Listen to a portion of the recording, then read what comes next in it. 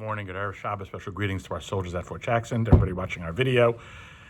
The Parsha this week contains a continuation of the census of the Jewish people. It's part of the book of Numbers, so of course there are a lot of numbers. Now, the Torah's attitude towards counting seems a little bit strange. On the one hand, we read that God counts the Jewish people because he loves them. A person counts what is precious to them. God counted the people when they left Egypt and after the sin of the golden calf, and now again, as the Mishkan, the tabernacle, is constructed and established. The counting was an expression of love and care. But elsewhere, the Torah treats a census as kind of dangerous. In fact, when King David counted the people, a plague followed. Torah itself warns that when counting the nation, each person must give half a shekel so that no plague strikes them. And even today, we're reluctant to count Jews. Why would something that expresses love also carry danger? Well, the answer teaches us something profound about Judaism and about human dignity.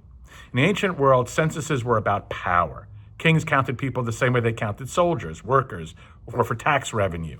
Human beings were valuable only as a part of a mass. The larger the population, the stronger the empire. The Torah came to challenge that entire worldview. The Torah introduced the revolutionary idea that every human being is created in the image of God. Every individual has infinite value, not because of wealth, strength, or usefulness, but simply because they are a human being created in the image of God. That is why the Torah uses an unusual phrase for the census. It says, lift up the head of the people. Now, the Torah could have said, count them, but it doesn't. Because the Jewish census is not about reducing people to a number. It's supposed to elevate them. Every person counted must feel that they matter, that they are cherished by God. That is the difference between a census done by man and one commanded by God. David's census reflected national pride, military strength. It treated the people as a source of power.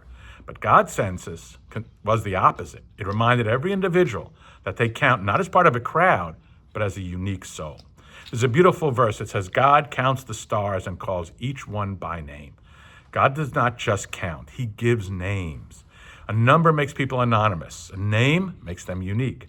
One of the cruelest acts during the Holocaust was that the people were stripped of their names and given numbers tattooed on their arms. Judaism stands against that kind of dehumanization. In Judaism, no person is ever just a number. This message is especially important today because, we live in a world obsessed with numbers. How many followers, how many likes, which is your salary, what's your ranking, what are your statistics?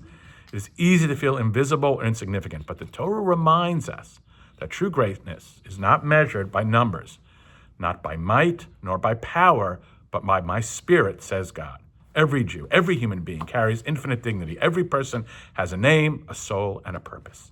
And when God counts us, he really is lifting our heads, reminding us that we are loved, valued, and never forgotten. Shabbat Shalom.